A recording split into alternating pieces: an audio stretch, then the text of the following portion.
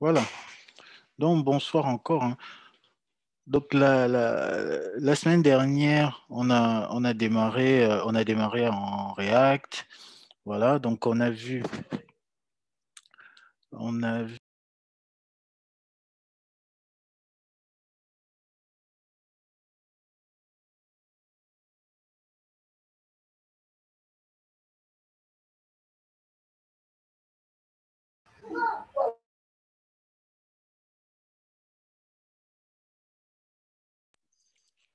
désolé, j'ai un petit souci. Voilà. Donc, la semaine dernière, on a vraiment vu la base, hein. On a lancé la commande create React app. Voilà. On a vu les composants. Voilà, on a vu voilà, le cœur des composants. On a vu que tout n'était que composants, hein. Donc, on pouvait avoir des composants sous forme de classe. On a vu comment on leur transfère des propriétés. Voilà, donc on va continuer avec d'autres fonctionnalités comme les formulaires, voilà, la validation et ce qu'on appelle le routage. Pour, par exemple, passer, voilà, afficher, on affiche un composant et puis on va soumettre un formulaire pour afficher, par exemple, une page d'accueil. Euh, voilà, donc le plan, c'est celui-là. Donc je vais lister encore les features, en tout cas les fonctionnalités qu'on va essayer de voir, les fonctionnalités fondamentales. Voilà, après on va faire que de la pratique. On va faire que de la pratique. Et voilà, donc ça, c'est ce que j'essayais de rappeler tout à l'heure, ce qu'on avait déjà un peu vu, donc les composants. On a vu la syntaxe JSX, hein, c'est du HTML et on mélange à l'intérieur du JavaScript et du CSS. On a vu l'état, voilà, pour vraiment stocker des informations dans le composant. Voilà, on a vu les props, donc c'est ce qui permet de passer, de mettre par exemple un attribut à un composant et de passer une information dessus et récupérer ça au niveau du composant pour manipuler. Et donc, les autres fonctionnalités de base qu'il faut qu'on voit, comme j'ai dit, c'était les formulaires et comment je peux valider mon formulaire et le routing pour vraiment switcher d'un composant à un autre. Voilà. Et après, il y a la partie back-end, donc comment on va appeler les API, voilà, bon, l'authentification, des choses comme ça. Donc ça, on va pas voir aujourd'hui, on va garder ça pour d'autres sessions. Donc là, on va vraiment posément dans les trucs, les concepts de base de React. Voilà. Donc, qu'est-ce qu'on a prévu? Là, bon, donc, pour la première session pratique, voilà, on va faire enfin, je vais changer d'écran. Mais bon, voilà la liste un peu des différentes étapes qu'on va essayer de passer, hein. On va faire un formulaire et puis on va voir comment on gère son état, comment on conserve, on récupère le login et le mot de passe qui a été rentré. Voilà, on va voir une première façon. Après, on va essayer de la simplifier. Après, on va rajouter un bouton de submit et voir comment on, on- on affiche par exemple sur la console le fait qu'il y ait une erreur dans le mot de passe. Voilà. Et voilà, on va maintenant, on va pouvoir aussi afficher des messages d'erreur. Par exemple, si le login est mauvais, on va dire que non, les credentials ne sont pas bons. Voilà. Donc, ce sera l'objectif de notre affaire. Donc, je vais du coup aller sur l'autre. Je vais partager du coup sur l'autre écran.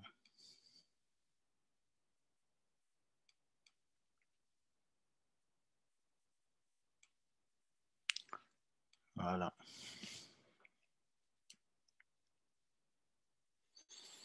OK. Voilà, donc sur l'autre écran, donc ça c'est le code. C'est le code.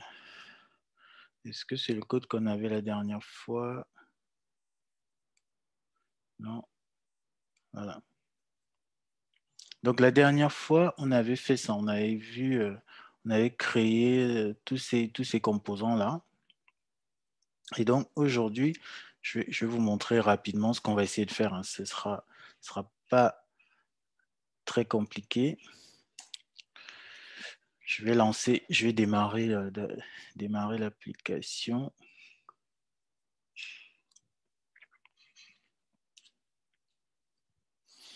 Et comme ça, on va voir ce qu'on va essayer de faire aujourd'hui.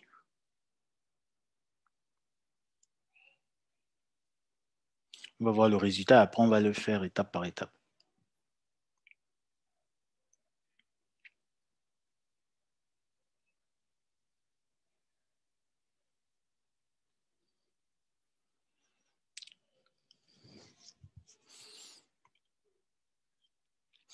Voilà, donc ça démarre timidement.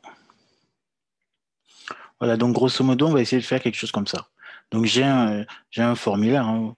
Bon, on s'en fout un peu de la mise en forme, sachant que avec les CSS et tout ça, on pourra vraiment mettre en forme. Donc on va faire quelque chose comme ça. On crée un formulaire et on va manipuler les informations qui sont dedans. Par exemple, si je mets n'importe quoi, il faut qu'il me mette un message pour dire que c'est pas bon.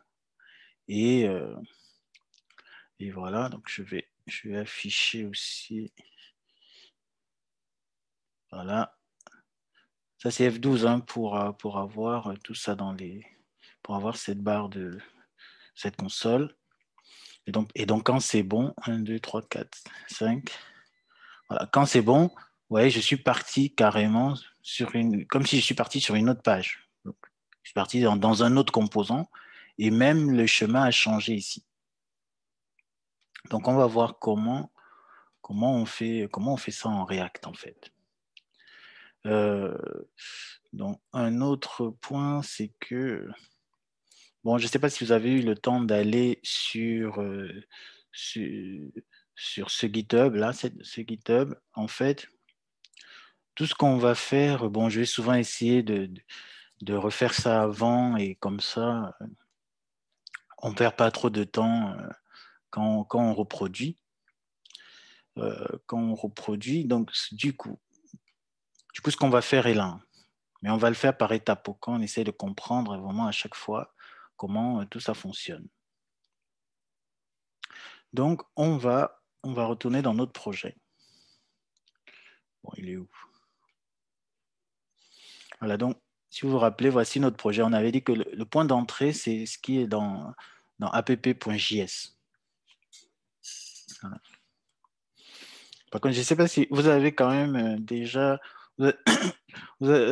Ange Gauthier, par exemple, toi, est-ce que tu as déjà pu au moins installer les prérequis et faire ta première application React? Non, pas encore. Bon, ok. En tout cas, il faudra pas hésiter, hein. Donc, tout ça, tout ce qu'on a vu la dernière fois, je vais le mettre en commentaire, hein. Je vais le mettre en commentaire où on peut mettre en commentaire, tac. On garde.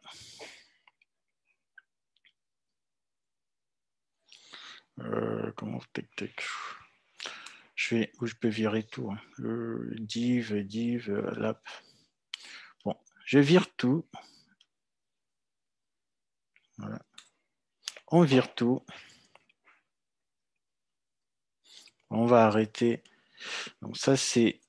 Donc j'ai deux projets. Il y a un projet par exemple ici que j'utilise où je teste les composants. Et donc ça c'est notre projet sur lequel on va faire les modifs. Donc j'enlève tout. Et après, voilà, on va essayer de créer notre formulaire. Donc, je vais le créer pareil sous forme de composant. Donc, je crée un répertoire, par exemple, voilà, voilà, je sais pas, on va appeler ça capsiki, ou bien, oui, on peut l'appeler n'importe comment. Bon, on l'appelle capsiki. Dans le composant capsiki, je vais dire que dedans, voilà, je vais créer une application. Donc, fichier JavaScript, j'ai dit, bon, je l'ai appelé to-do, hein, to-do app.js. Et donc, voilà, normalement,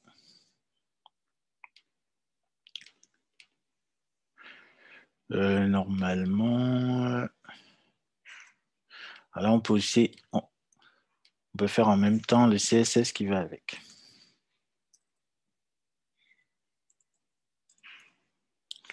Voilà. À partir du moment où j'ai créé ça, en fait, je peux déjà utiliser mon composant, dire, bon, ok, j'aurai un composant to-do app que je vais afficher ici.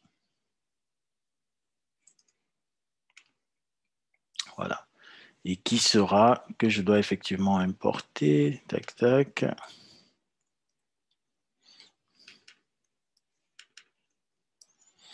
Voilà. Et il sera dans component capsiki. Donc, normalement, tout ça, vous êtes déjà à l'aise. Vous êtes déjà à l'aise avec ça. Bon, maintenant, pour le contenu de To-Do App, donc si je retourne maintenant là-dedans.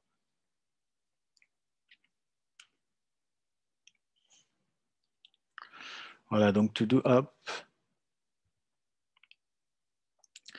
vous allez voir, hein, c'est vraiment, c'est toujours, c'est basique. C'est basique, je fais, il est là. Donc, j'importe ça. Donc, c'est To-Do App Extend Composant, voilà, Component. Et je fais ma méthode, je fais mon render. Donc, pour l'instant, on va enlever ça. Donc, je fais ma fonction render. Et si vous n'avez pas oublié, je fais un export.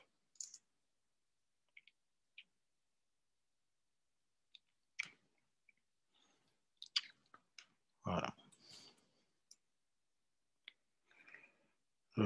Tac, tac, donc voilà.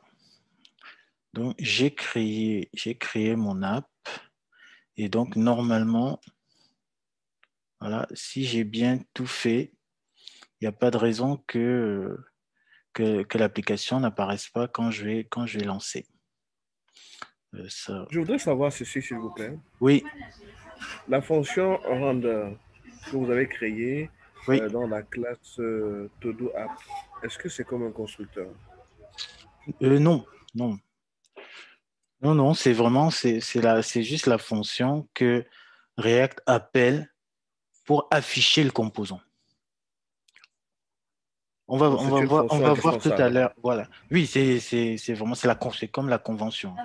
C'est la convention, D'accord. c'est-à-dire que elle est, c'est comme, c'est-à-dire que le framework, lui, il sait que pour afficher le composant, il faut qu'il appelle render.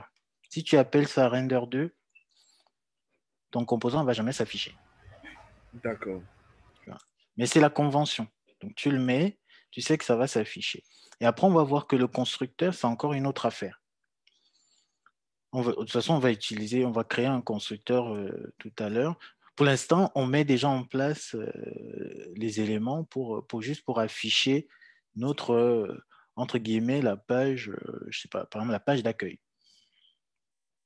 Donc, si je fais ça et que je démarre, je fais quoi? Je fais npm start. On va voir ce qu'il va nous dire.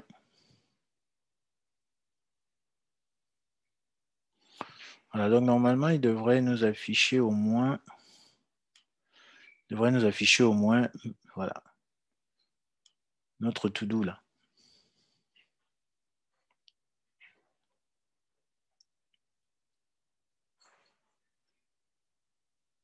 Donc ça, c'était l'affichage qu'on avait avant. Voilà. Voilà, donc on est bon.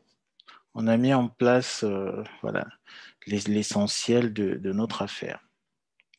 Donc maintenant, si on veut mettre un formulaire. mon code, il est là. Donc, on arrive déjà à afficher voilà, notre application. Donc, si on veut faire, on veut créer un composant login, quelque chose qui a un composant qui a un champ login et un champ mot de passe. En fait, on peut créer un composant. Donc, on peut par exemple, on va dedans. À l'intérieur de Capsiki, on peut mettre, on peut créer un folder login. Et là, on fait voilà, new file, voilà, login component, par exemple, .js. Voilà.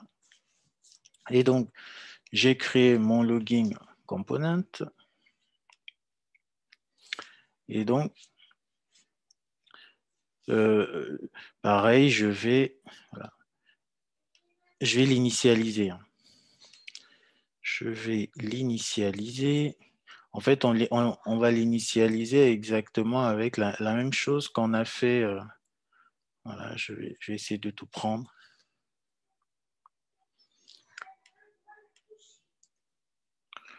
Voilà, donc j'enlève tout ça. Je ne veux pas celui-là.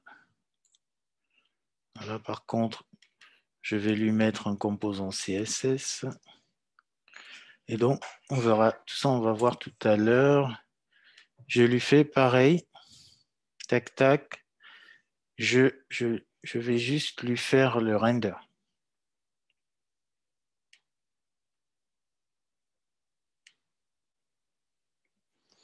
Voilà, tac.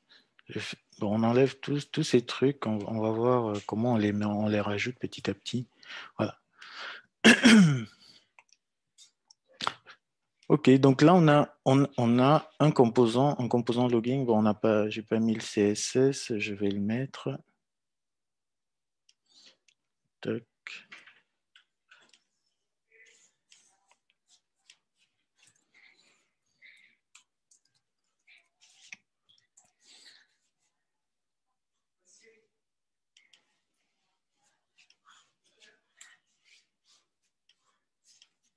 Voilà.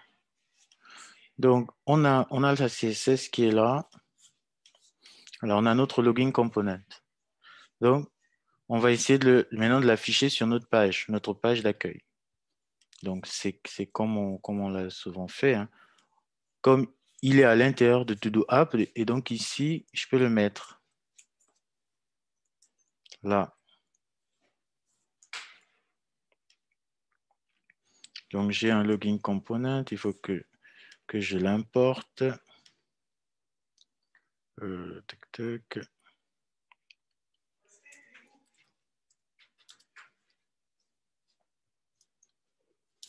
Donc, login component, il est, tac, tac, il est où?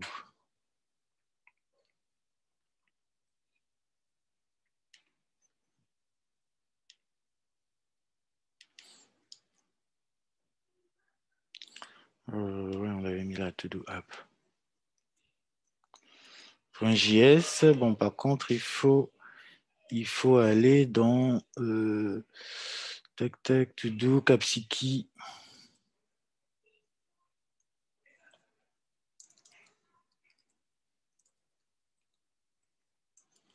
Login.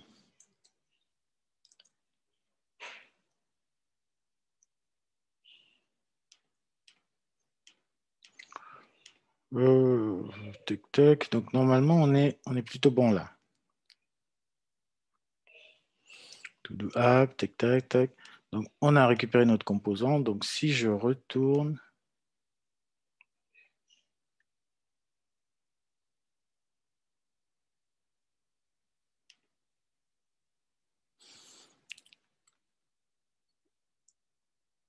il me dit qu'il ne trouve pas notre composant.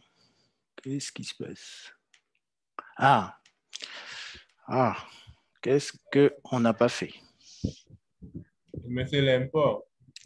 Voilà, l'export plutôt. L'import ou l'export? Ah oui, il fallait faire export default class login component directement. Oui. Où ça? Bon, on l'avait pas exporté, mais on l'avait importé de là. Hein, on l'avait bien importé, mais il n'était pas exporté. Oula. Le chemin.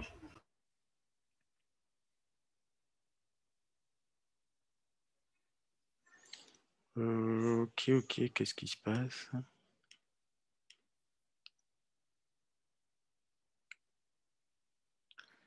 Le chemin, on a bien mis login component. Attends, bon, pourquoi on se prend la tête là?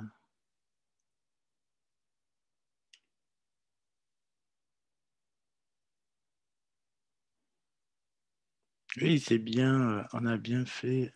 Ah, attends. Non, on est bon. Hein. Import from tac. Monsieur, le problème n'est pas par hasard dû au fait que dans Todo App, on importe à partir de Capsiki alors qu'on devait importer à partir de Login. Ah oui, tu as raison, parce que, désolé, je voyais To-Do App à l'extérieur, mais en fait, voilà, lui-même, il est dans Capsiki, et donc, voilà, bien vu. Donc, c'est pour ça que c'est bien de faire tout ça en live, comme ça. Voilà, ok. Donc, tu as bien vu. Donc, en fait, on était déjà dans Capsiki, hein. Donc, et du coup, le fait d'avoir remis Capsiki, on se retrouve finalement dans les problèmes. Donc, voilà. Donc, juste en mettant ça, j'ai bien là mon formulaire qui s'affiche, mais par contre, le formulaire, il ne fait rien. Voilà, il ne fait rien. J'ai beau écrire, tac, ça ne fait rien du tout. OK. Donc, le premier élément qu'on va voir, c'est comment, voilà, je vais stocker cet état. L'état, c'est les données qu'il y a dans le formulaire. Ici, les données, ce sera le login et le username.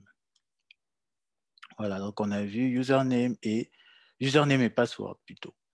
Donc, si je retourne dans ce que j'ai fait ici, voilà. Donc, c'est là où on va commencer par définir en fait notre constructeur. Voilà. On va définir le constructeur et puis on va renseigner nos informations dans l'état. Donc, Ange Gauthier, donc tu parlais du constructeur. Le constructeur, en fait, ça se fait comme ça. En tout cas, les bonnes pratiques, les bonnes pratiques, c'est toujours de mettre un props. Parce qu'on a dit que props, en fait, c'est l'objet qui va contenir les attributs, s'il y en a. C'est-à-dire que si ton composant a des attributs, par exemple, login, quand tu l'appelles, tu dis par exemple login component, je ne sais pas, euh, un attribut name, par exemple, égale Toto. En fait, si tu écris comme ça, cet attribut name, il sera disponible dans l'objet, dans props. Tu vois? Donc, c'est pour ça que, bon, même si tu n'as pas d'attribut, tu n'as pas encore d'attribut, la bonne pratique, c'est déjà dans ton constructeur de prévoir de le passer. L'autre bonne pratique aussi, c'est rajouter super de props. Donc, super, donc ça, si vous avez fait un peu du Java, super, en fait, ça appelle, ça fait quoi super? C'est pour la classe parente, non, je crois bien. Oui, voilà, donc ça appelle le constructeur donc, de component. Donc ça aussi, c'est une bonne pratique parce que ça veut dire que si dans component, ils font des initialisations ou certaines choses dans le constructeur qui est ici dans component, on est sûr qu'ici, on récupère bien ce comportement-là. C'est-à-dire que toutes les choses qui sont en train de mettre en place au niveau du constructeur de component, ça sera mis en place aussi dans notre composant. Donc, on fait super de props. Et donc, maintenant, ouais, ça, on va revoir après. Maintenant, on crée on rajoute toujours state. Donc, state aussi, c'est comme ça qu'ils appellent l'état, hein, l'état de ton objet. Donc, toutes les données que l'objet va véhiculer. Donc ici, nous, on va créer deux informations dans l'état. Le username on va initialiser à ça, par exemple. J'ai mis ça, mais bon, je peux mettre Sidan, par exemple. Voilà, j'ai mis ça. Et le mot de passe, j'initialise à rien du tout. Voilà. Donc, à partir du moment où j'ai mis ça, je vais maintenant faire, je vais attacher, je vais dire que ce login-là, l'information qui est dedans, c'est cette information qui est dans l'état. Donc, à partir de ce moment-là, je dis ici, je vais faire le binding, je dis value de ce truc, c'est, bon, c'est pas un texte normal, donc c'est du JavaScript, donc je dis que c'est dans 10, parce que je suis dans cette classe state username. Voilà. Et je vais faire la même chose avec password. Voilà. Donc à partir du moment où je fais ça, j'ai vraiment lié les deux choses. J'ai lié ce champ texte à cette propriété, ce champ dans l'état, et j'ai lié le password à ce champ-là. Donc, ça veut dire que si ça change ici, ça se répercute ici. Voilà. Et voilà. Maintenant, on va, une fois qu'on a bindé comme ça, maintenant, il faut maintenant gérer le fait que quand ça change ici, il faut que ça se répercute dans l'état. Donc, c'est pour ça qu'on va mettre, on va ici, non, sur le onChange de ça, on va appeler, on va attacher certaines méthodes. Donc, c'est ce qu'on a fait. Je vais aller voir ce qu'on a fait ici. Donc, ici, maintenant, quand je vais, sur tous ces onChange là, onChange, je vais appeler une méthode ici qui va aller mettre à jour l'état à chaque fois que quelqu'un met un autre nom. Et comme ça, les deux, le champ, l'input, il est synchrone avec ce que j'ai comme données. Donc, c'est ce qu'on va faire ici. Tac. Voilà. Donc, on a attaché notre handle. Donc, c'est la méthode en question. Voilà. Bon, ça on connaît, on sait déjà que si on ne fait pas le binding, bah, rien de tout ça ne va vraiment marcher. Donc, non, on n'est pas là. Donc, je vais faire ça. Et après,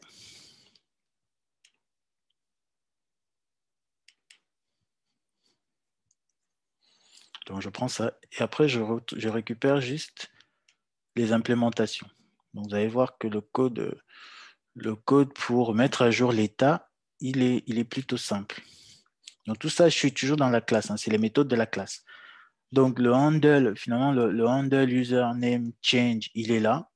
Donc, je fais console.log juste pour afficher la valeur du champ. Donc, c'est event target value. Et après, je fais 10 set state. Voilà. Et le set state, on avait déjà vu ça, je crois, la dernière fois. C'est vraiment très important. C'est-à-dire que si tu essayes de changer l'état en faisant 10.state.username égale quelque chose, voilà, normalement, ça ne va pas changer. Ça ne va pas trop marcher. Le state, de toute façon, ça va même mettre une erreur parce que l'état, il faut le manipuler avec le set state. Voilà. Donc, c'est comme ça que dans username, on va faire set state pour remettre cette valeur-là. Et on va faire la même chose pour le password. Et du coup, les deux informations seront bien synchrones. Voilà. Monsieur, s'il vous plaît, Oui. je vous arrête pas, mais je voulais savoir, au niveau du constructeur, là, quand vous avez mis la fonction, le nom de la fonction, vous avez mis égal, vous avez mis point bind, c'est pourquoi? Le point bind, Oui, avec le 10. Oui. 10, bon, en tout cas, c'est pour que, on a vu que le bind, si on ne le fait pas, en fait, il va te cracher une erreur. Ça, on avait vu la dernière fois, donc je ne sais pas, attends, je vais retenter ici. Est-ce que, ou bien je fais le change ici, voilà.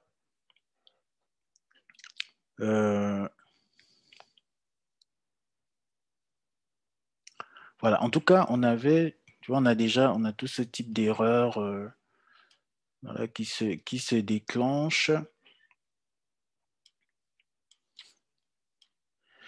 Et ce qu'il faut savoir, c'est que, donc si on revient à ta question, le Ok, en fait, bind, c'est une fonction. Hein? j'ai envie de dire que c'est pour pouvoir accéder au state dans la fonction en bas. C'est pour pouvoir accéder au state à partir de de cette fonction-là.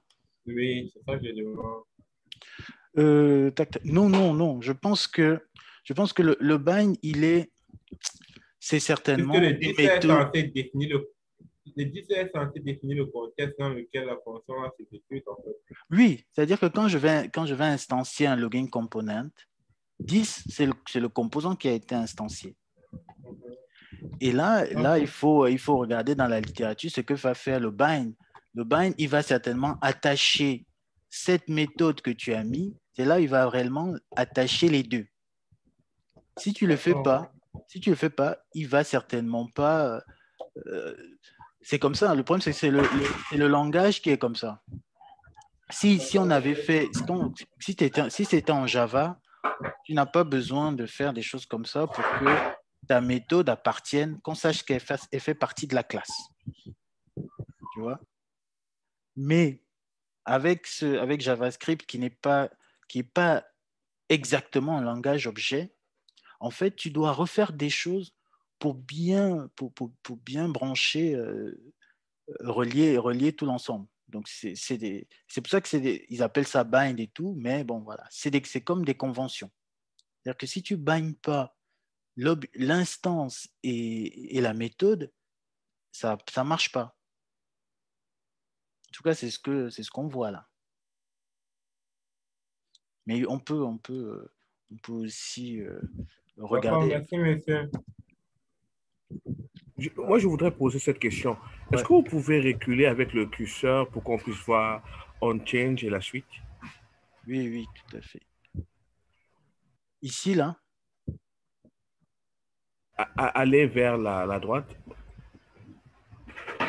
Où tu vois on change. Attends. Non, juste là en bas au niveau du formulaire. Au niveau du HTML en bas. Oui. Mets-le au JavaScript. Oui. Ok, d'accord. Là, tu vois. C'est bon. C'est tout simple. Hein. Il y a le champ texte, on a le nom du truc, la valeur qu'on a attachée, on a lié avec l'état, et l'événement on change. Que dès que le champ change, il faut appeler ce handler-là, cette fonction-là. Et défini juste en haut. Qui est définie là, dans la classe. Voilà. Et après, il y a la question des SIDAN qui fait que pourquoi on doit faire bind et en passant l'instance. Bah, moi, je pense que voilà, c'est JavaScript qui est fait comme ça. Hein. C'est-à-dire que pour qu'il arrive à se comporter comme un vrai objet, il rappelle cette méthode-là qui va vraiment lier l'objet et la méthode. Donc, c'est une syntaxe barbare. Hein. Ce n'est pas très, très naturel. Donc, c'est pour ça que voilà, même mon explication, elle est un peu boiteuse là, mais voilà. Tout ce que tu dois savoir, c'est qu'il faut faire ça si tu veux vraiment que la méthode, elle ait bien l'impression d'appartenir, de faire partie de la classe. Je voudrais comprendre la méthode handle, user name change. Donc ça renvoie un objet également. Ça renvoie où? Elle Event. renvoie rien du tout. Ah oui, non, elle prend, c'est-à-dire qu'il émet quand il te. Un événement. Oui, mais ça ne renvoie pas. Parce qu'on renvoie, moi je comprends dans le sens Oui, c'est return. vrai, c'est vrai. Non, c'est vrai. Oui. renvoyer C'est-à-dire que certains éléments, oui. quand il appelle ça, il va passer un objet event dedans. Et Et le contenu l'objet, se trouve dans Event. oui, en tout cas, il te met quelque chose dans un objet event et dedans, tu vas trouver plein de choses. Notamment, tu vas trouver Value. un truc target et après value qui correspond à cette valeur-là qui a été saisie. Et ensuite, on a set state. Voilà. Et maintenant, pourquoi on fait set state? C'est parce que j'ai envie de mettre à jour, parce qu'il ne faut pas oublier que dans mon composant, voici ses attributs. Hein. Ces valeurs-là, c'est ça son attribut. C'est ça, les deux attributs, enfin, les deux attributs au sens objet. Hein. Quand tu as un objet, tu as ce truc-là, son état, il y a username qui est dedans et password. Donc, c'est ça que je vais mettre à jour pour que ce que la personne a saisi, vous voyez, hein, quand je saisis ici quelque chose, j'ai fait console.log, ça s'affiche ici, mais ça ne veut pas pour autant dire que c'est parti, c'est venu se mettre dans l'état. Ça ne s'est pas mis dans l'état, donc je dois faire ici le set state pour que le username il soit mis là-dedans et ça remplace Sidan qui est là. Voilà. Donc je fais la même chose ici avec le password et voilà. Et voilà. Donc du coup, je ne sais pas si, si vous avez voilà, si c'est un peu clair. Donc dites-vous que l'état, le composant, il faut vraiment l'imaginer voilà, en mode objet. J'ai le composant login. Il a deux attributs, le username et le password. Et puis, il a ses comportements. Son comportement, c'est l'affichage. Je le gère avec render. Et puis, les autres comportements, c'est la mise à jour. Comment je change ces attributs. Comment je gère le changement des attributs. Je les gère avec ça. Et on a vu que par convention, le state, tu ne peux le manipuler qu'en faisant set state.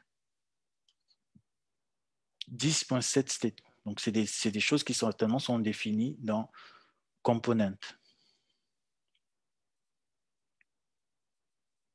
Voilà. Donc, vous voyez, c'est comme ça que c'est vraiment important qu'on on commence vraiment sur le b à bas du truc.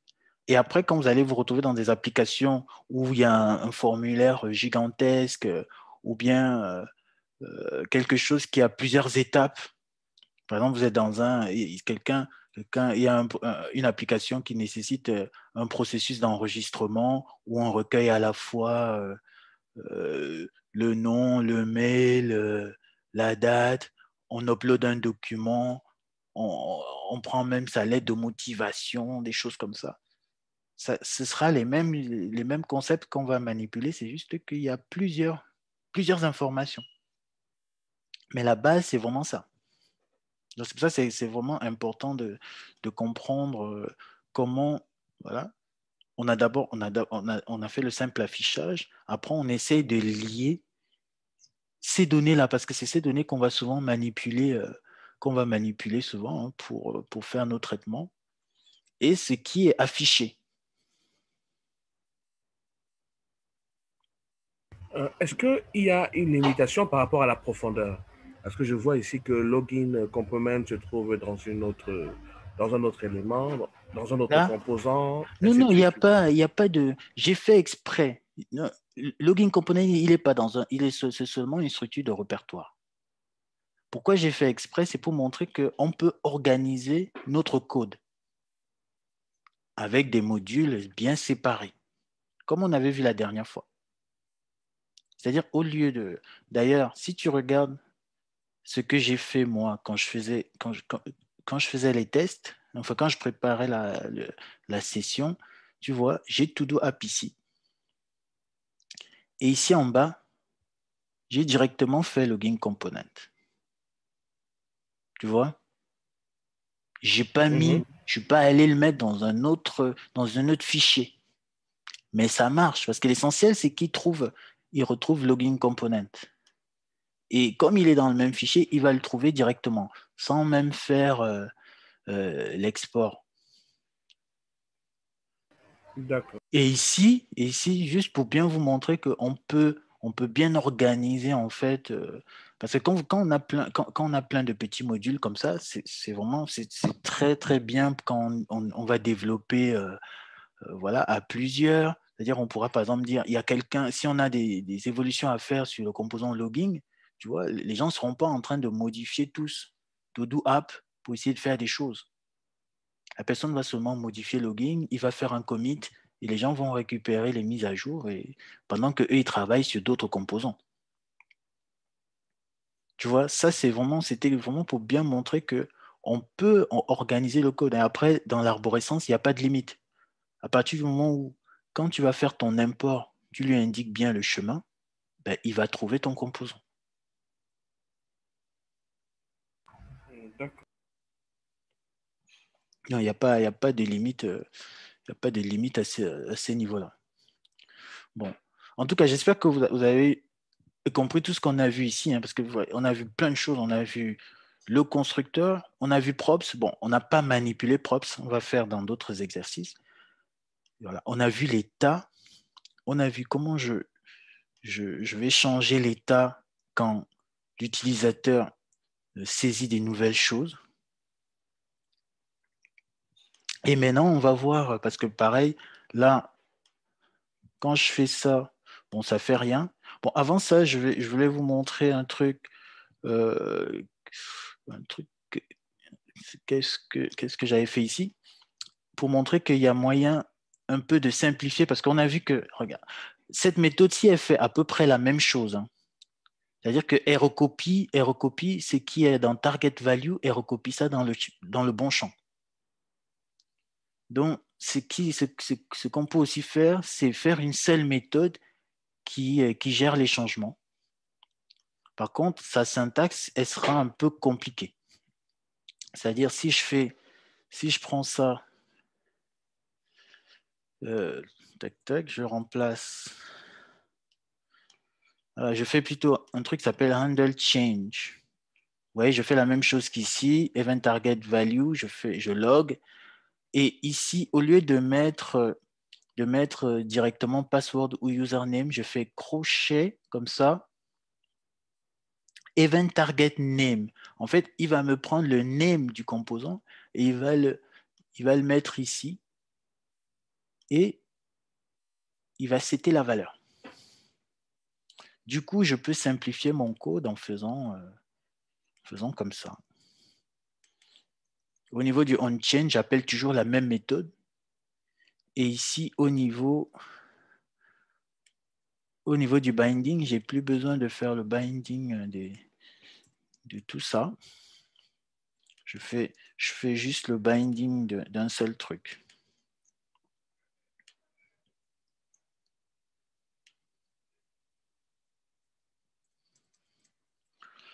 Voilà. Donc ça, normalement, vous allez voir que ça nous... Voilà, ça simplifie un tout petit peu le code, mais ça fait la même chose. Mais des fois, c'est pas conseillé parce que c'est pas très lisible de faire comme ça.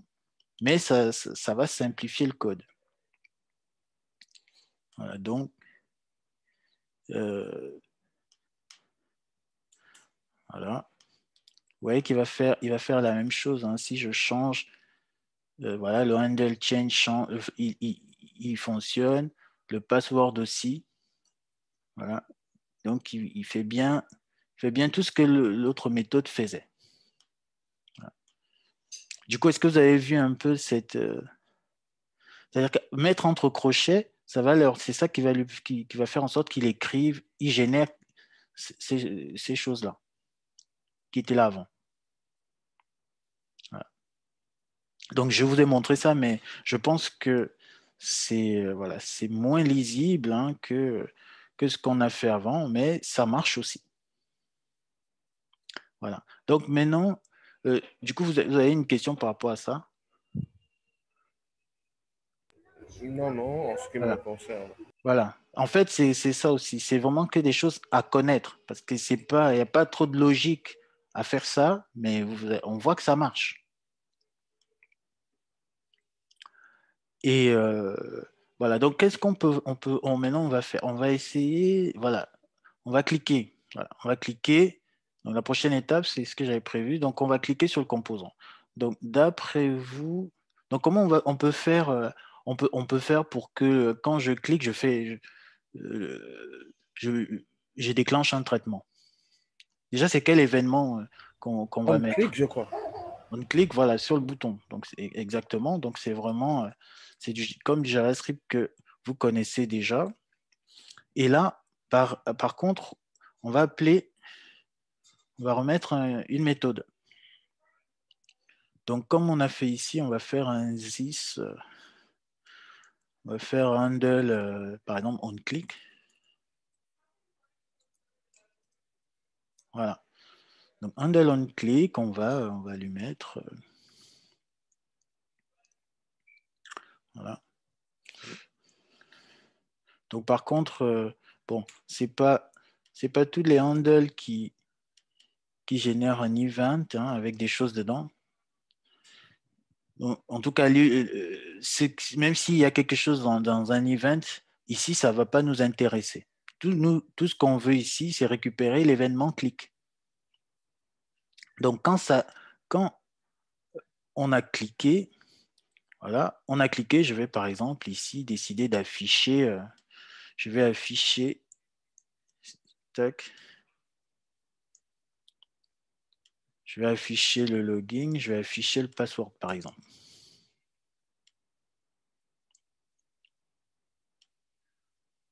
Voilà. OK, donc si je fais ça, est-ce que du coup ça va marcher? C'est-à-dire que quand je vais cliquer, est-ce que ça va appeler handle on click et afficher les choses dans la console? Bon, si vous ne répondez pas, on va essayer de voir, hein. On croise les doigts.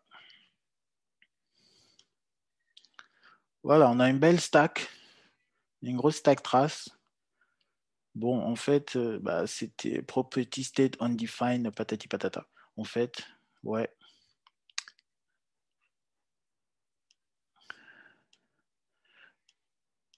Voilà.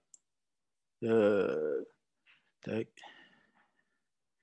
Effectivement, c'est grâce au binding, en fait.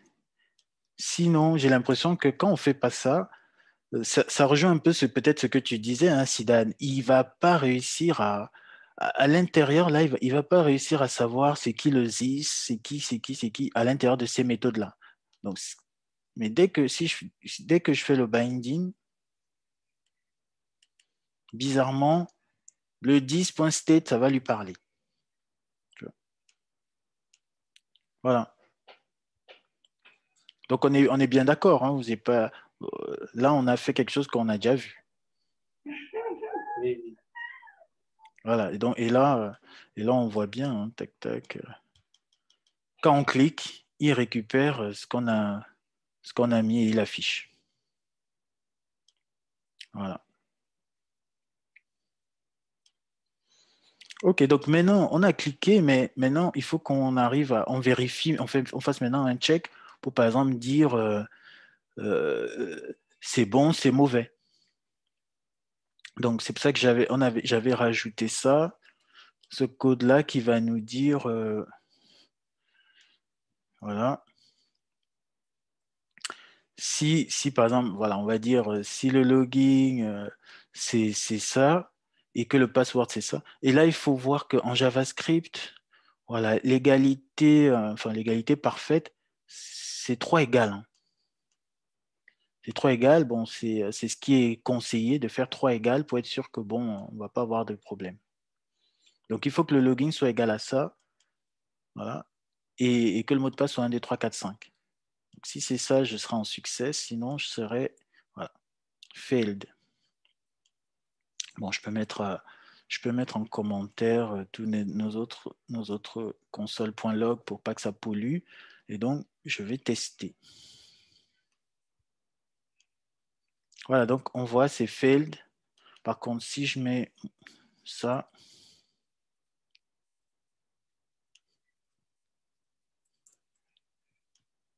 Voilà, success. Voilà.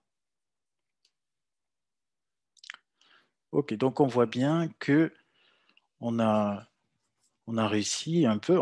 On a un formulaire, il y a des données dedans, on arrive à accéder, on arrive à les valider. Voilà, avec quand même un code qui est relativement clair, hein. C'est-à-dire que chaque élément, la vue, ce qu'on voit est dans render et tous les comportements sont définis en haut, tous les traitements. Donc c'est assez propre. Donc on a bien gardé voilà, cette façon orientée objet qui permet vraiment de bien séparer les responsabilités des voilà. Et ça donne un code qui est clair. Donc on a fait ça. On a fait ça, mais bon. Du coup, ici, vous avez pas de questions là, hein. Vous connaissez bien tous ces opérateurs qu'on a mis. Je vais parler de ça, c'est juste à retenir. Les trois égales pour JavaScript. Et le double E, là, c'est pour faire, voilà, c'est pour dire et. Pour combiner les deux. Il faut que les deux conditions soient vraies pour qu'ils rentrent là-dedans. Ça, on est d'accord. Oui, on est d'accord. OK. Donc, du coup, qu'est-ce qu'on avait d'autre comme composant? Maintenant, il faut qu'on puisse gérer l'affichage d'un message. L'affichage d'un message. Et donc là, j'ai rajouté, je vais rajouter des choses dans l'état pour stocker le fait que, voilà, je rajoute ces deux éléments dans l'état pour dire est-ce que le logging a échoué? Est-ce que la tentative de vérification elle a échoué? Voilà. Et ici, est-ce qu'il faut que j'affiche plutôt le message de succès? Voilà, donc ça, je le reprends et puis on va voir comment toujours je mets à jour mon état lors du clic. Voilà. Donc, il faut vraiment vous assurer qu'on vous captez toutes les étapes, hein. Comme ça, s'il y a des questions, on essaie de s'arrêter pour comprendre le pourquoi du comment. Donc ici, j'ai besoin de ces attributs-là parce que je vais m'en servir plus tard pour, par exemple, afficher un message. Pour dire, si le login il a échoué, je vais afficher un message de login échoué. Voilà. Sinon, je vais plutôt afficher un message de c'était bon. Donc, c'est pour ça que ici, dans la partie success, je vais mettre à jour l'état comme il faut. Dans la partie success, donc dans l'état, je dis que le login n'a pas échoué et donc il faut que j'affiche un message de succès. Et dans l'autre partie, je vais faire l'inverse pour dire que voilà. Et donc pareil ici, on est dans quelque chose qu'on a déjà vu, hein, c'est-à-dire que le set state, voilà, il est obligatoire pour mettre à jour, pour manipuler l'état. Il ne faut pas manipuler avec, voilà, avec autre chose. OK, donc voilà, on a fait l'inverse, hein, true, false et tout. Et après, donc est-ce que tout de suite j'avais tac tac. OK. Donc on a fait ça, mais pour l'instant on n'a pas utilisé, on les a pas utilisés, hein. Donc ça servira à rien de démontrer. Maintenant on va essayer d'afficher le message. Et c'est là où on va vraiment les utiliser. Donc là,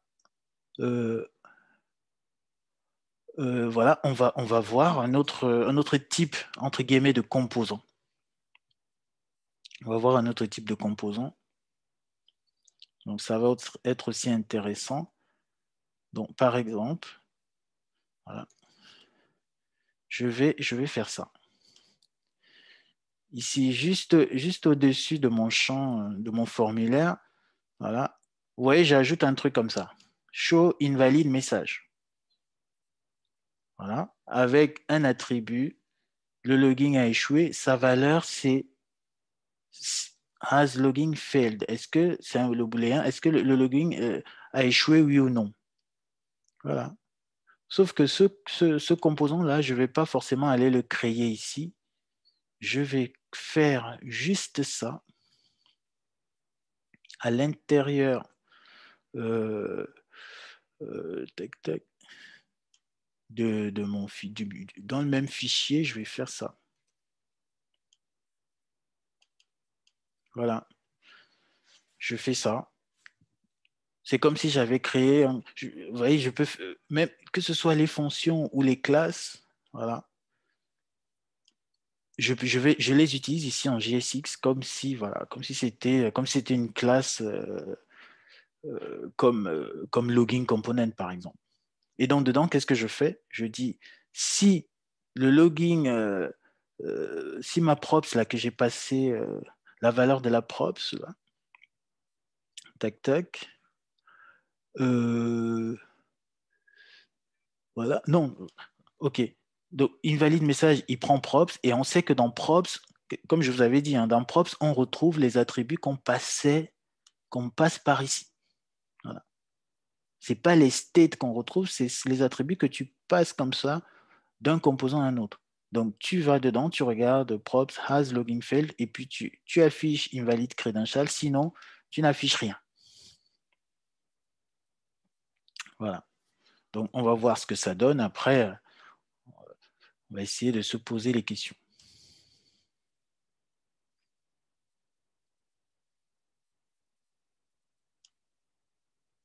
Ouh, il a craché. Il a craché. Il nous manque quoi? Semi-colonne? Qu'est-ce que c'est que ça? Allons voir.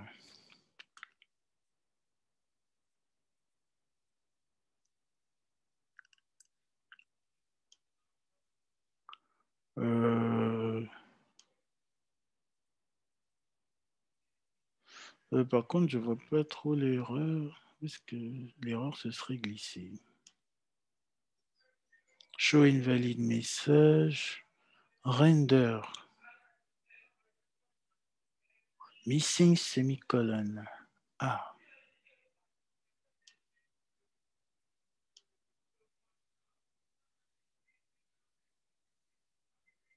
Tac, tac. Ben, nous, on a bien toutes nos affaires. Attends, pourquoi il s'est cassé la gueule?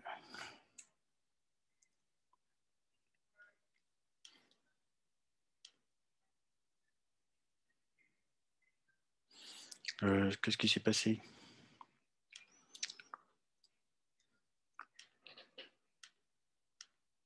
On n'a rien perdu là par hasard. Bon. Retournons. Oula, j'ai l'impression qu'on a fait une faute de frappe et on a enlevé un truc. Qu'est-ce qu'on aurait pu enlever? Je comprends pas.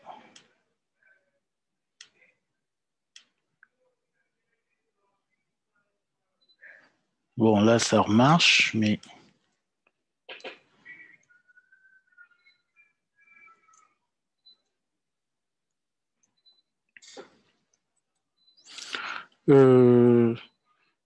on a eu un souci. Je n'ai pas trop compris. Bon, on recommence. Hein. Tac, tac.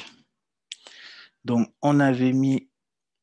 Attends, est-ce que les attributs... Voilà. Ceux-là, ils sont là. Ensuite, on a pris...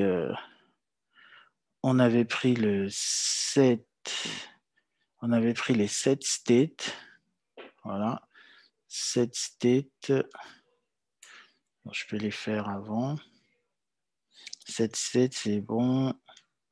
Et là aussi, on fait du set state. On fait ici true et false. Est-ce qu'on est encore bon? Voilà, ça n'a toujours pas craché. Et après, div, tac, tac. Voilà, on rajoute. Je rajoute ce composant-là. Normalement, il est bien à l'extérieur. Tac, tac.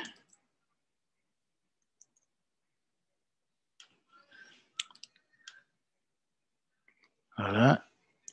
Ça crache toujours pas. Et après, j'essaie de l'utiliser.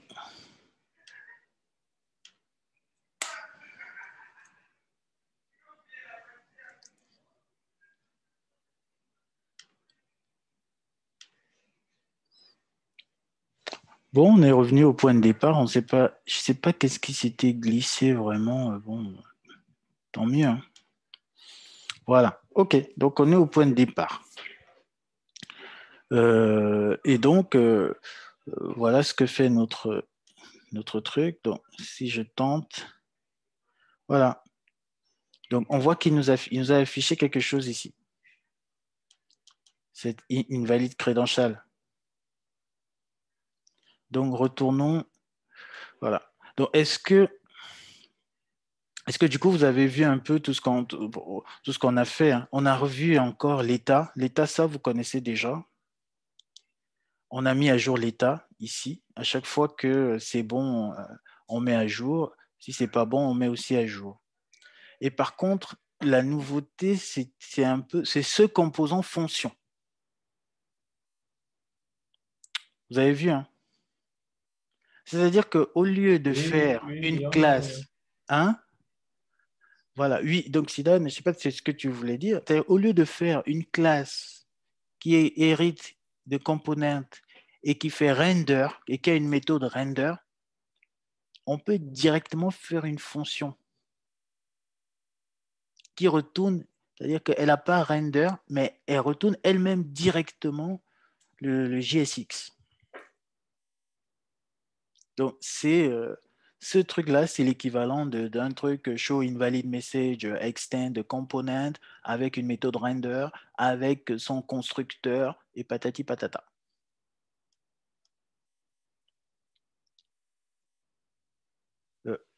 Ouais. Vous avez vu, hein?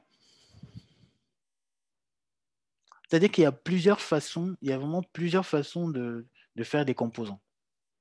Et maintenant, il faut choisir la bonne, celle qui permet vraiment d'être clair. Des fois, on peut se permettre de faire ça quand vraiment le composant, la chose qu'on veut afficher, elle est petite, mais généralement, pour que vraiment ça ressemble le plus à l'orienté objet, en fait, c'est quand même mieux de faire un composant en bonne et due forme dans son répertoire, voilà, avec sa CSS et tout. Mais là, vous voyez, comment on voulait afficher juste un simple message, on a le droit de faire directement comme ça. Mais après, le code, il est quand même un peu organisé parce que on a juste à mettre ici show invalid message comme balise. On lui dit, on lui passe un attribut, has logging fail, true ou false, et voilà, et il s'affiche. Donc, on peut également faire la même chose pour quand on a réussi. Du coup, on va plutôt faire une petite fonction pour dire show success message. Donc, si le show success message est true, on va dire login successful. Et donc là, voilà. C'est pour ça que, bon, il faut bien comprendre toutes ces variantes. Pourquoi? Parce que quand vous allez arriver sur des projets, les règles peuvent varier en fonction des projets. Et vous pouvez trouver un projet où tout a été fait dans des fichiers classe, extend, component et tout. Voilà, tout est bien nickel.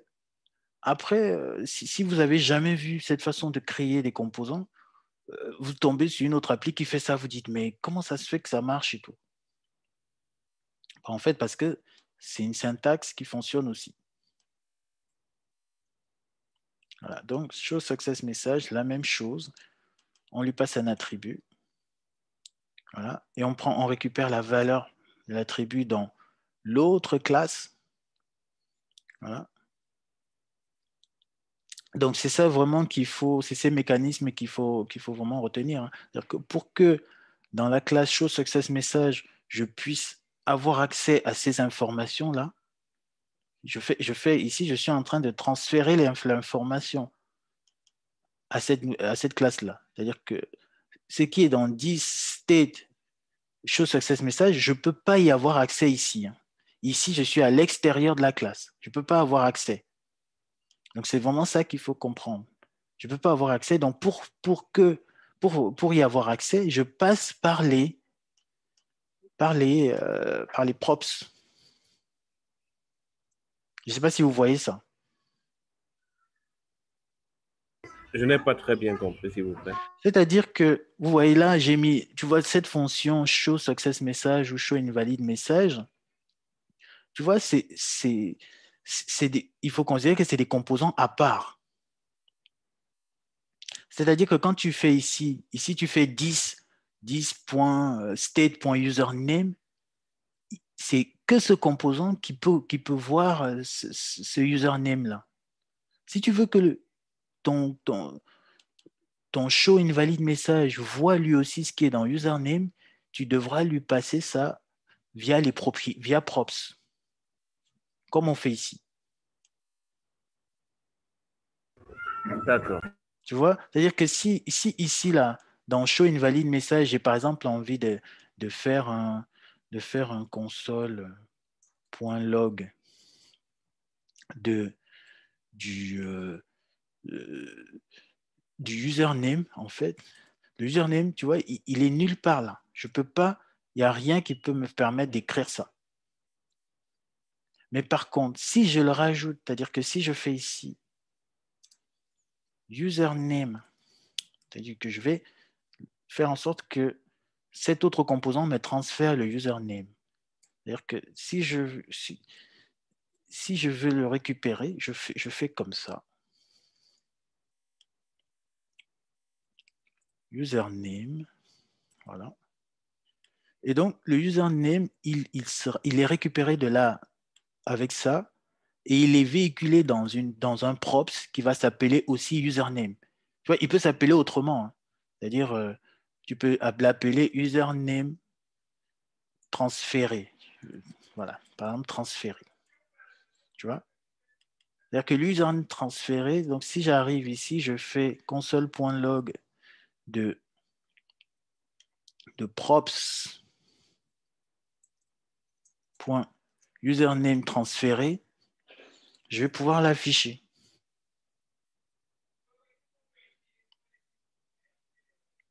Donc, on va voir ça. Show invalid message. Donc, on a fait ça. Allons. Voilà. Donc, si je clique, ah oui, c'est dans la console qu'on doit.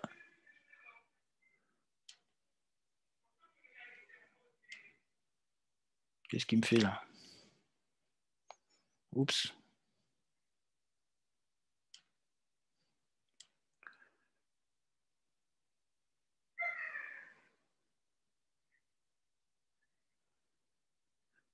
On a bien.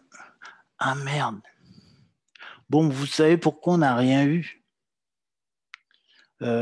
Pourquoi on n'a rien eu? Ah non, non, c'est pas pourquoi on n'a rien eu. State. Ouais, pourquoi on n'a rien eu?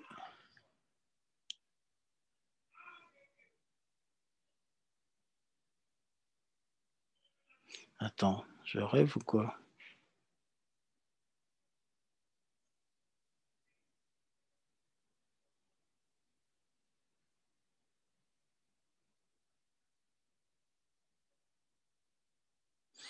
Par contre, j'ai vu marquer failed. Pourquoi il nous a marqué failed?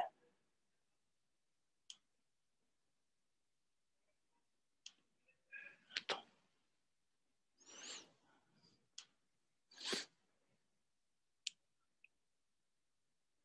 Show invalid message. Ouais, donc il est bien allé là. Il a fait failed. Show invalid message. Ah.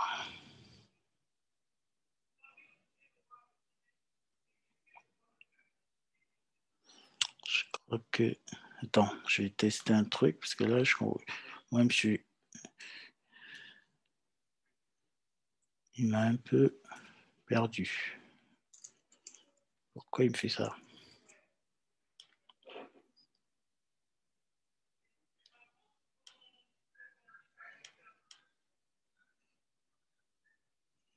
Merde. Bon, je sais pas si vous avez compris l'affaire. Bon, vous le voyez, non? Ce truc-là. Oui. Oui. Donc, maintenant, quand je le passe comme ça, donc il y a sûrement un truc de typage. Quand je l'ai passé comme ça,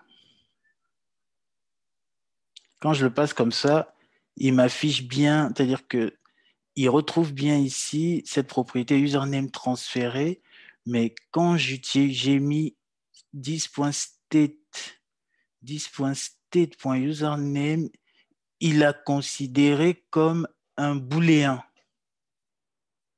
Donc, il y a une histoire de type. Il a considéré comme un booléen et du coup, il m'a mis failed à la place. Donc, qu'est-ce que je peux faire pour éviter les problèmes? Bon, je vais faire un truc. Je ne vais pas rentrer encore dans les types maintenant. Je vais faire quelque chose comme ça. Oups.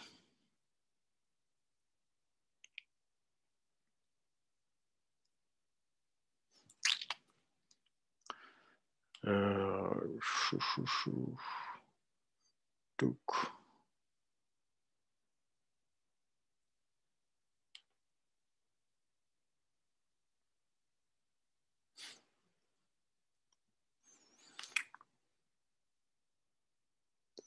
Mince, comment ça marche encore ce truc? Je ne sais plus.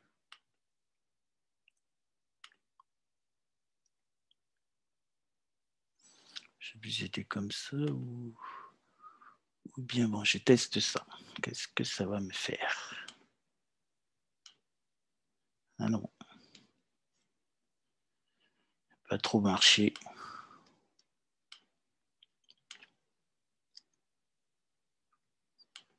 Bon, on va tenter, on va plutôt faire un truc comme ça. Je fais du JavaScript. Je fais tac tac plus. Ouais, donc ça, on reverra après parce je crois qu'il y a une technique pour bien typer les propriétés. Parce que là, vous avez vu qu'il a considéré ma propriété comme un booléen. Et du coup, elle a eu une valeur qui n'était pas, voilà, qui n'était pas prévue. Donc, du coup, je bricole en faisant comme ça. Voilà. Donc là il me transfère bien le username. Voilà. Donc, vous avez vu un peu le problème qu'on a eu. Hein. C'est-à-dire qu'il a, en fait, ce truc, quand j'ai pas, là, je le force que ce soit bien une chaîne de caractères. Quand je force pas, en fait, ce truc-ci, il évalue comme un booléen. Donc, c'est des choses aussi, des fois, ça casse la tête aux développeurs. Hein. C'est-à-dire qu'on va, je crois qu'on avait déjà vu ça d'ailleurs, comment forcer le typage. Je ne sais plus c'était dans quel composant. On avait fait un typage une fois. Voilà. On avait fait une classe voilà, qui faisait des choses comme ça. Vous voyez? C'est-à-dire que quand pour vraiment forcer, m'assurer que mon type, c'est une chaîne, il le traite comme une chaîne de caractères, je vais déclarer des choses comme ça. Propre type, je fais le mapping. Je dis que hello2, c'est bien une chaîne, un string. L'autre, c'est bien un booléen. Parce qu'apparemment, par défaut, il va essayer de considérer tout le monde comme un booléen. Et c'est pour ça qu'ici, là, il m'avait mis quoi? m'avait rien mis même. Mais quand je fais ça, quand je fais ça, je force bien que c'est une chaîne de caractères et j'arrive à transférer mon username à mon autre composant. Donc, vous voyez bien comment, pour que les composants vont communiquer entre eux via des choses comme ça, via les propriétés. Voilà. Donc, du coup, est-ce que voilà, c'est ça aussi, c'est ça les subtilités du React, hein. Mais c'est une fois que c'est compris, voilà, vous n'avez plus de problème. Donc, vous avez vu hein, comment je suis quitté, je prends des données dans celui-là et j'arrive à les donner à cet autre composant. Donc, c'est la même chose si je veux le donner à cet autre composant. Ou même à un autre composant qui n'est pas ici dans cette classe-là, hein. Un autre composant qui est dans un autre package, enfin dans un autre répertoire, je lui transfère les infos comme ça en utilisant props. Voilà. Donc voilà, normalement on est bon. Donc si le mot de passe c'est le bon, on est à quel niveau là? Field. On est toujours à field. Ah oui, il fallait que c'est les deux qui doivent être bons. Voilà. Donc on voit que j'arrive à afficher ici login successful. Juste avec ces choses que j'ai fait. Ces deux classes que j'ai fait et je lui passe l'état. Voilà. Ok, donc j'ai essayé vraiment d'insister hein, parce que ces trucs de props et state, voilà, ça peut souvent embrouiller, mais voilà, vous devez juste retenir que state, c'est ce qui appartient au composant, voilà, props, c'est ce qui vient de l'extérieur, qui est véhiculé. C'est-à-dire que celui-là, tout ce qui est dans props, c'est ce qu'un autre composant lui a transmis. Ce n'est pas des choses qui lui appartiennent. Les choses qui lui appartiennent, normalement, sont dans le state. Voilà, donc on est bon, on va essayer de foncer. Qu'est-ce qu'on avait d'autre? Voilà, donc ça, c'était tout pour cette partie-là. Maintenant, on va essayer de passer au routage. Donc pour ça, j'avais fait un autre truc. Voilà. Donc le routage. Le routage, c'est quoi? C'est j'ai par exemple, imaginons ma page d'accueil, elle est là sur login. Donc quand je fais login, j'arrive sur mon login component. Maintenant, j'ai envie que quand c'est bon, j'ai envie de me retrouver sur une page welcome, voilà, welcome to Capsiki par exemple. Ou alors donc on va commencer par créer un composant, voilà, on va commencer par créer un composant welcome par exemple. Donc welcome, on va essayer de garder nos bonnes habitudes. Je vais créer ici un new folder welcome. Voilà. Et donc dans welcome, je copie hein, et je renomme rapidement.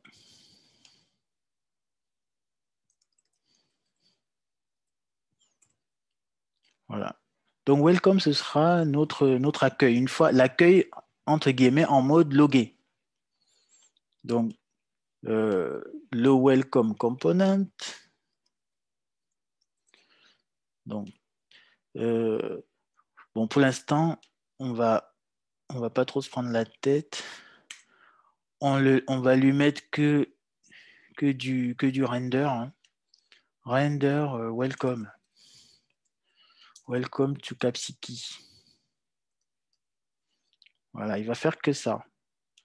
Il ne faut pas oublier tout le pataquès, là, tous les autres trucs, c'est l'export, welcome, on va lui mettre en welcome.css. Donc pour l'instant, on ne met rien dans les CSS, c'est des choses qu'on verra dans d'autres sessions. Voilà, tac, tac, est-ce que je copie celui-là? Je le mets là. Je rename en welcome.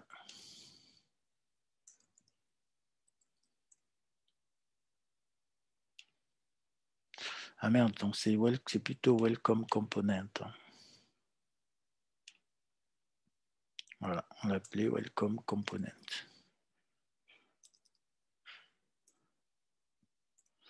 Voilà, donc welcome component et la CSS aussi welcome component.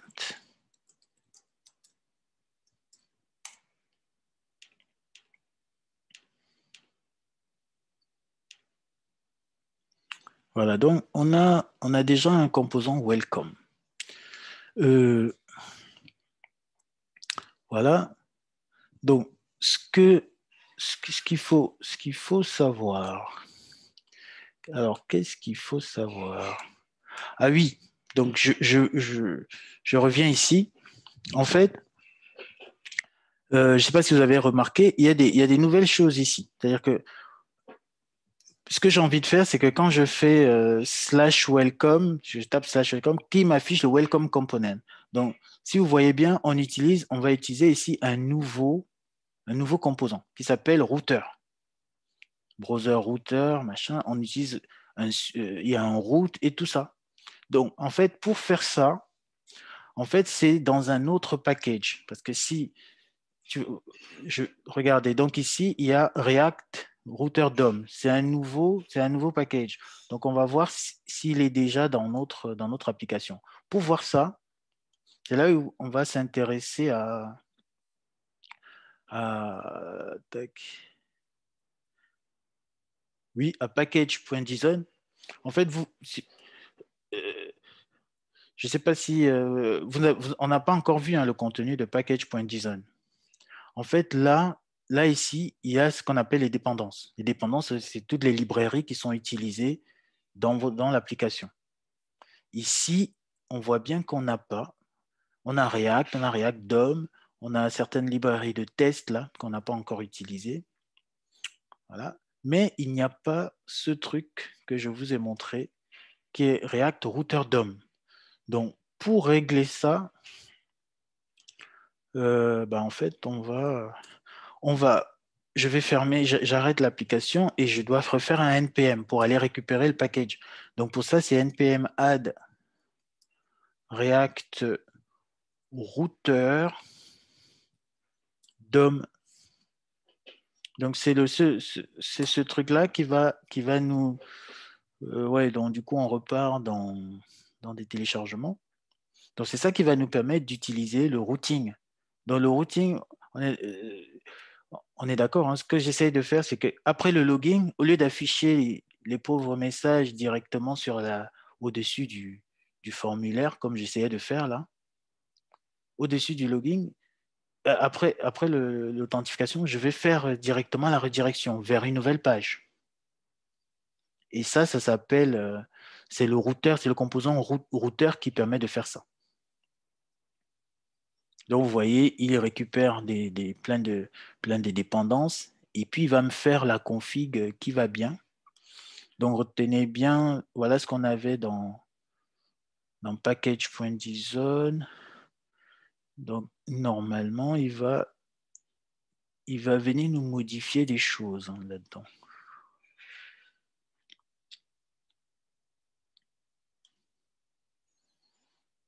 Voilà. Il va les modifier, on va voir tout à l'heure.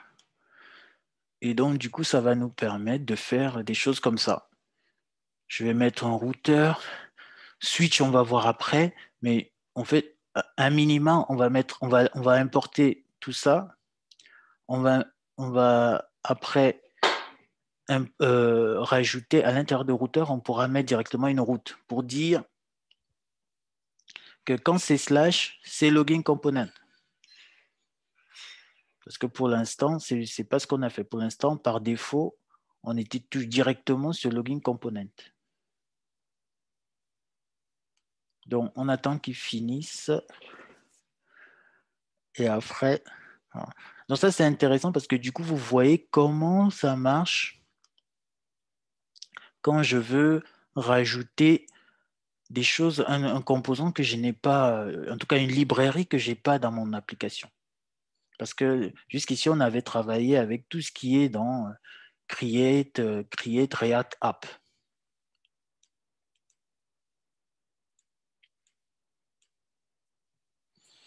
Donc là, on va voir voilà, un tout nouveau paquet, une nouvelle dépendance. Bon, et j'espère que bon, il prend son temps. Hein. Il prend son temps, donc ça nous donne aussi l'occasion un peu de voir ce qui se passe en tâche de fond. Donc moi, je vous montre toujours que ça, mais en réalité, toutes ces choses qui ramassent, elles vont se retrouver ici, voilà, dans Node module. Donc ça, c'est un répertoire. Normalement, quand vous allez sur Git, vous n'allez pas le trouver. Normalement. Voilà. Source. Voilà. Il n'est pas dedans le node module. Parce que le node module, c'est vraiment un répertoire. C'est un répertoire il va construire à chaque fois pour récupérer les dépendances que vous avez déclarées. D'ailleurs, c'est pour ça que même là-dedans, voilà, il est grisé ici. Et on voit que public. Voilà. Par contre, est-ce que vous savez comment est-ce que j'arrive à faire en sorte que dans Git, il me copie pas, il me transfère pas les nodes modules?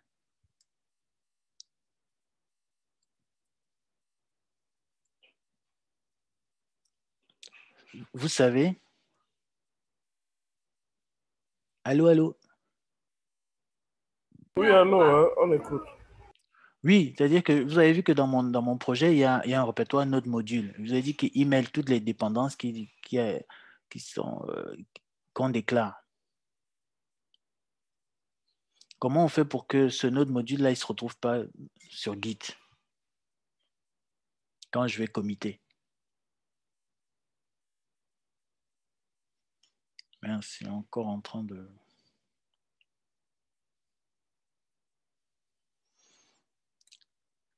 Hein, vous n'avez pas d'idée? Non. Non. Sidan, toi aussi, tu n'as pas d'idée? Pourtant, il y avait une session Git sur le bootcamp commun. Bon, en fait, après, c'est simple. C'est ce fichier-là. Vous voyez, il y a git, .git ignore.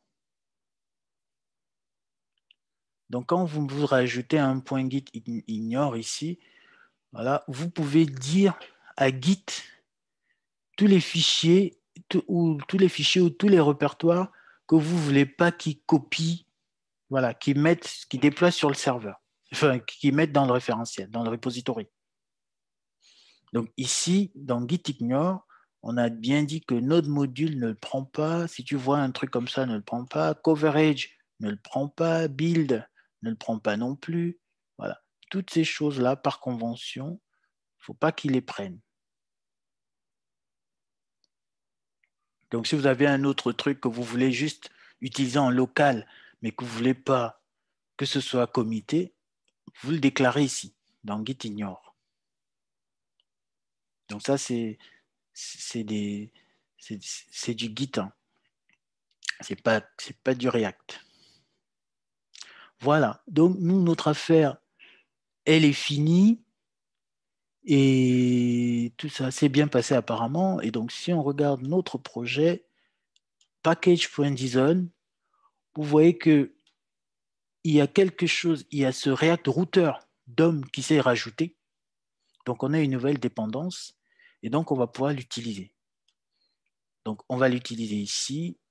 Et pareil, je vais reprendre mon to-do app router, mais cette fois-ci, j'importe mes trucs. Bon, ok, donc on importe. Bon, le switch, on va le voir après. On importe et on commence tout de suite à essayer de faire des switches. Non, des routes. OK. Donc, on a toujours My To Do App. Bon, on peut enlever ça. Ça ne sert plus. Donc, pareil, je vais enlever... j'enlève tout. Je vais faire un truc simple d'abord. En fait,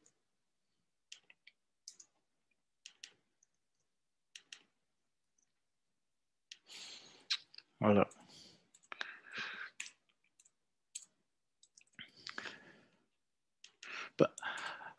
Voilà, donc vous voyez, j'ai importé le routeur, j'ai fait ça routeur, et à l'intérieur, j'ai créé une route. Je lui dis passe la racine, il faut m'afficher login component. Vous voyez, j'ai plus mis la balise login component. Donc ça veut dire que si tu vois ça, il faut m'afficher login component.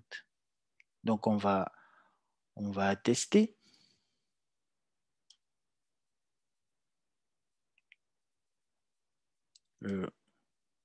Ah merde, on n'a pas démarré. npm start.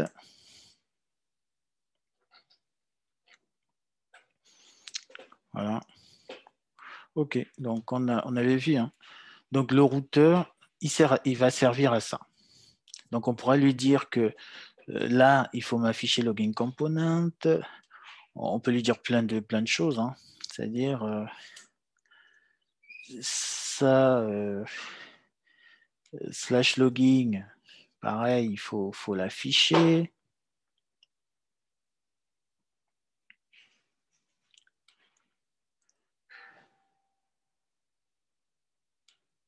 Voilà, donc il est en train de démarrer là. Donc, starting development server.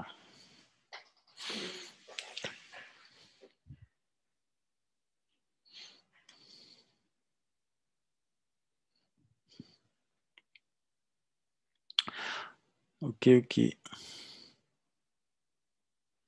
C'est presque bon, c'est presque bon.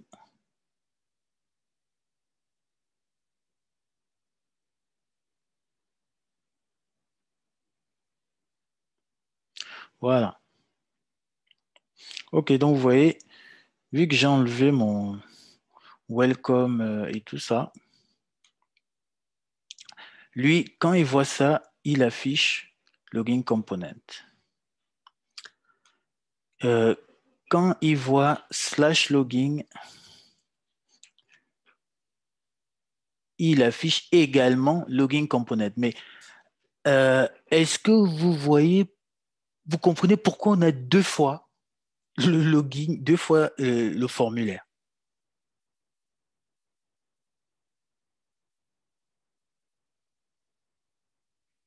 Allô?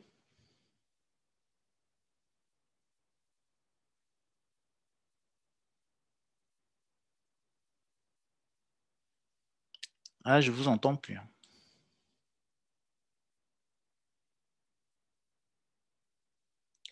Oula.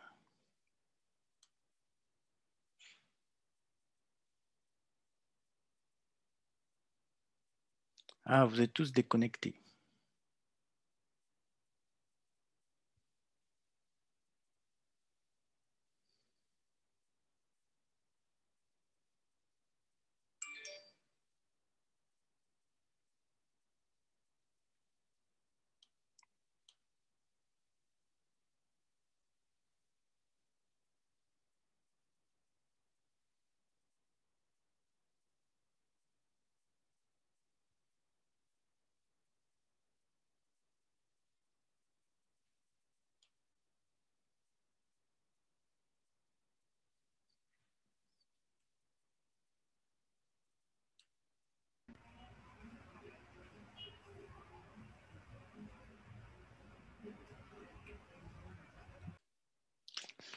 J'avais désactivé tout à l'heure.